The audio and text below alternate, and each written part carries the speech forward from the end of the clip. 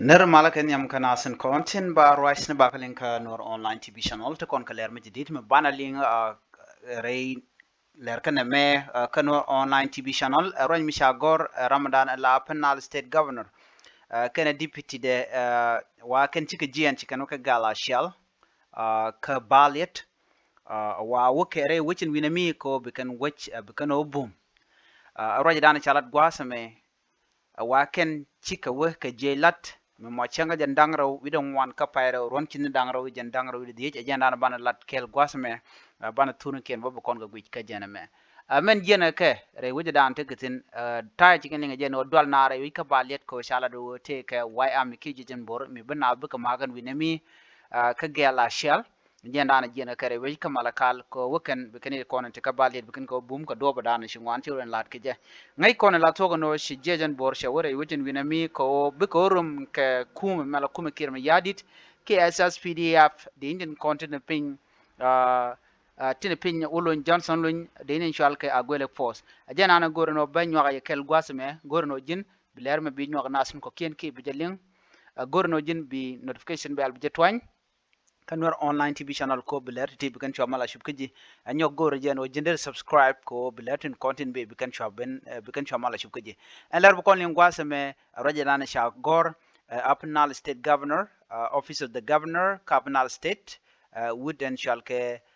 james godok ramadan la governor rajana chikana lat ka do bdana shika jien ka jere ikmala kal ka shika waka baliet ajana na gorno banyo ya kel amishikana gorno mo goro point ramadan en la governor gorjeno beje nywaga yekel ka jelere me kuumɛ men kääp greater penal state ke governor shika wore we ka gelachel ko bika juwich tinten winami bikan ko boom wachi kuumɛ kele shawa shika women itin konti la ji security kelio ano jimsu dok kene deputy de ke jitu security dial shika jian shika waka gala shial ke jelat rewi ka balit kanti ko biko right kene de konti la jiwich eno shwara dwal telekor mi ba kap rewichin gwasame ki kurumba nang rewich jejen bor ashika roja mo chikana kwen ano wajien dien mi jen ngomore wiki greater penal state gwada me gorje en go baja ladje ka thoknath kenyam ko kore yo baja we kwen ye ka tok english ka dobrana chikana gorka je ko bi kulet ka understanding mi go akibi tika leng murung kamandana le rode which ka greater penal state ki kan kwardan la kwer malakal katin konan lenga tin lat karodien jien den wo be jien en james odok ki governor dung greater penal state no be jien malakal ataye chaje linga jen wo te ka rwanj lat karodien wo de jejen bor de ken malakal de ken mak kede ken to ka balit ki ka gala shal de kula wo wanyam ko do badan e chikan linga jam namo wache ne ngwan no tege jaga jadwal ne ngwan put kere we ka malakal go gijeno no dongte kormbo tok kana me be ka korke me sha SSPDF ki agwele force dung johnson lo chala do jen e kwa deploy na ngajere we kana sir me ken wo ken de ka me nen kon la wai am ki jijin bor de kan ko kep ki halten kon la hal nuere de kan ko kep namo jereng di se non ko kan hale kan gorno be ken leng pin do badana len ngaro den gaje cikan gorno be ken we en gwada dan en tidde teten bu gorum kaje ko ken dini nanga ka babure washi ko kokan winimi ka gala shell ki da dop ko benyen ka nasr lo ken ka chub wati ka da dop ko do be dan chalat kaje lo me shala do redien go bi dech ba yin nang ka nasr ka bi ken de jana tere we ka nasr ba je wo ger eken no ma cha guje no shikan gereje ko ni te konten no ke dini wa e johnson luñ kene kong shorale ti cha kwanye no biken civilian biken ko disarm biken meken biken ganang ka do mo ken nir kontila jejen bor ken kanano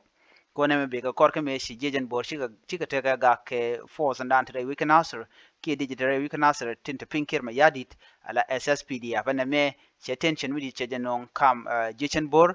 kana netin kontin la force agwele force namo ko chaja ngach ramadan ku greater penal state ko le kep ala jim sudok che gujino ngwana wona gan kabalet bate ka do mi mo ba malam ba jawlat ke je ki tin kon lat ko rin ko chene wan chi ke dier ka malakal ke china dier ka balit gwasmo go dong te korumbe che gu jeno jen be jen bo wen winami se o kel kan security team de kelu la kuma kelu shawa ko biken mal biken o ja ten wanami ka do brana chalat ke jem wa kan wuka ka do badan en chirik chagal nga jen o te garik talat ko rodian chu kan wo en winami ko biken manan le rod biken o ling man le rode wona tong mi wona ka manane shala dan wote ke force mu kwa deploy kana sir county ke te ke din mananga ko bo ten winami mala military na mo shagu jano ne ri kontila halin wo na mo shagwa ano ana mo she rol mi di chejeno ajen mu ku wudu me ko le jen ke jam wa ka gela shal ano ka do badanen shi ka dol ka je ka gela shal ka ne de konila usen winami ano shi kan la do ne na ala mu yende SSPD mu yana nan rai wai kana sir kana walan kanti yer yana mal rai wich ka Greater Panel State ko ne me ce bu to ko gwa banyo ga je ne ka walan kana nasir be bene ka jan balit gwa se me ka gela cha so ba mal ba je yar en state mo kelio Greater Panel State kelio cha ga jogo no be jek na mo raja dana chalat governor ka gala shal ci raja dan kan ka ke waya mi ke jejem bor baname dolien ka ne de kon la jukuma ka rodian la kuma mandana tere which ka Greater Panel State ka bendian ka gala shal ka balit ka dolan ci kan dol cha governor jogo no ne shuri ek shuje no ko gor kon mal rewi ka Greater Panel State e de ni ake ci wo ka nas kana walan kanti ka ret ka rodian alak na me chikan gujeno nir kono ruac ano kanir kontin yarkamal alo ngude kuumɛ jene shi tok ajene me shi tok ajene de kontin gorga jeno de Greater Panel State de te kerwal mi gorga no chi de chede utong mi wa kanir konti ka social media kan ji social media kan yarkamal logu kan gwano kanir kono la jikumo no de jawo banga tela malarka chemen to gwadan dien nere kona nanke de widian lana kona right karamadan ala governor mala commissioner shiga commissioner danan keb nasser kana ulang de na ko right ke mun no kana no badi juma baje deploy kan pangen de go right kani de konti la quartin tiene ne pin kwar bong na mi kwar bong yeno go no badi bay nang re wi de jar kul ban ci de ce de re wi katarik te katana ngai ke je no te ke tok ne me ce de mu tok tele me de kuma jala ci kuma ce na ce ga de kap ko bom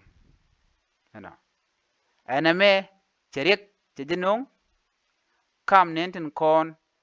tin la kume SSPDF kene jechen bor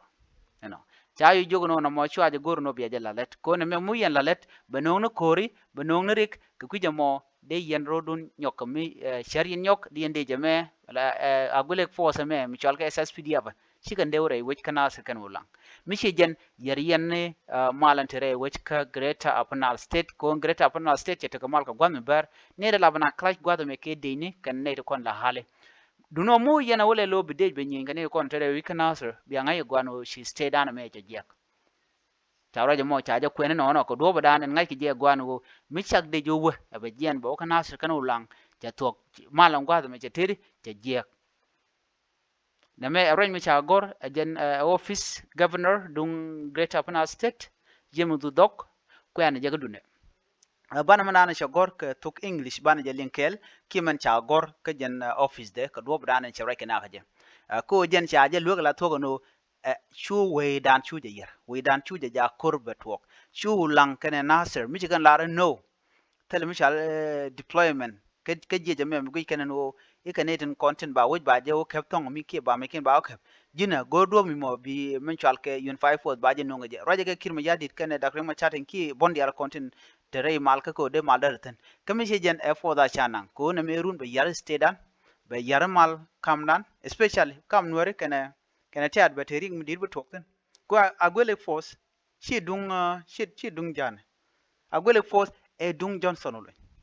ko akala use kirm yadit ko de kene konta kana sir de kan ko disam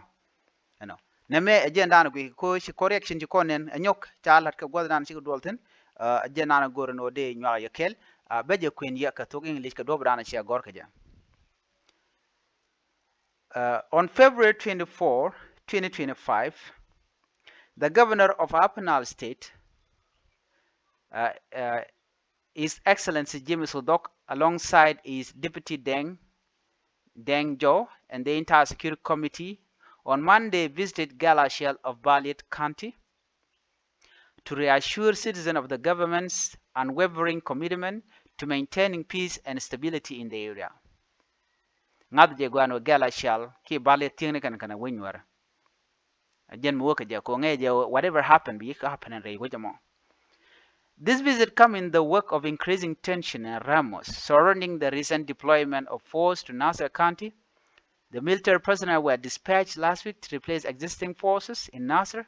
a move that has provoked concern among the local army use in Olang and Nasser counties. During the public rally at gelachel, those who spoke had urged the army use to refrain from violent action in response to the deployment, emphasizing that such action could destabilize both Nasser and Wulang County, threatening the peace of the entire state.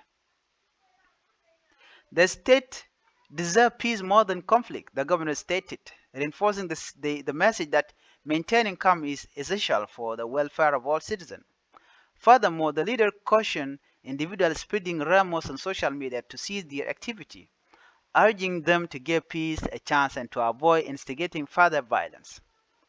The government remained committed to dialogue and peaceful resolution. It worked to find relevant means to fostering a secure environment for all residents of Upper Nile State. Press Unit Office of the Governor of Upper Nile State. Name alarajan kadunda ano mi ural wudi ten la tuok state chabata kamal. Name mangai kene jagwa. Okay, ngai kene ja. Mu ete chi kwaru dok kene the county la general in tintere which ka kamala kal weti chicken nyok charta nyok. Name boral lodian bejenong. Be instability re wika South Sudan betuok chimal chimal de ten re wika South Sudan mugora gwan woni ideality they can let kamal, they can jow hale they can ling man what they demand, what they need, what they want, they should fulfill it. Mishi kana lar ne kont dewje no chine ne to gor she can choose no banani ki bu kor betuok do not choose can kor ko mishi kan shi kuumɛ che jeling man lat ka hale che jeling kene ke chede mungwa ko hal chi ngala no yene look ne lat kano gare me ko chaga de kef. If you guys want to do that, it will be an eganga no nge unified force ko ne ti ne la nyinga ne wal ne me chi ko me to ka ron kin dang ro wi wal jok la kan nyinga ne so ko kiji mo chine gor no biga ne bugang kam chi jen banero mo ka direct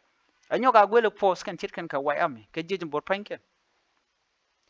tenal ke chong re wi ka balit county kana malakal ko bidwal beletin ko human right ran mi chang je jek la roda tobe borode ngon ngai be self defense vigilant la ngweno aliwo ka chong bramadan kule la gondur ka be kule lok ko gije no take long ko take a power let's say Kuumɛ take a power mi la tok jelken ka wulini jelken ga meti dit ke baburi so taken ga power la tok batele ka power ko de ga na kep ko bom deran yig liu pan ona jeno broda gang eneme janana shanong kwarin kontin te malakal te pindien akanan no kan mal but can it right ken ke ken jigne ken can it kontin la jejen bor not yet tell information tell news mchine ben so mu we talk abi information beben I'm sure beje nyaga yekel man gor ko gwas me mal anyok mite kering mituok ba yigla nawo rek tuok enene chaka chaba maten ba yigla ne la tuok ngai kon lat korudin tele wich medero da janial kemela ka chede mituok shi hali shi kan dero de me janial no ne wuro da gang kemeken kanangach. Another thing or ne one kon ku confuse ke Kuumɛ South Sudan ken ne kon la hali tele ke influence en ram mo medek influence tele la jete ne ngwala no sha ke influence kan hali jen magor kan o cha army sha de deploy kan Nasser. Imagine chen pa na yet pan gaja kashi pan ya garwade yen na na shang re wi kan Nasser ke de ni kola din SSPDF adu ba den muguen no de influence ke tele no de influence meda ne nyi ne me buka kana sir cha influence kan de kan je jan o nya ka hal ka me kan na hale na kan hale ka shen kan kai jek why na madara chong ne ti na ne ideal ka human being it doesn't matter no chi ka chi la chi mo ka ma one matter a take jin you respect other people life be human yang ro ka human ko biradin bi tik de bo bi jelot mishala ro halen woni shune lenga je ka kel ko kane kon ku inga ruac but misha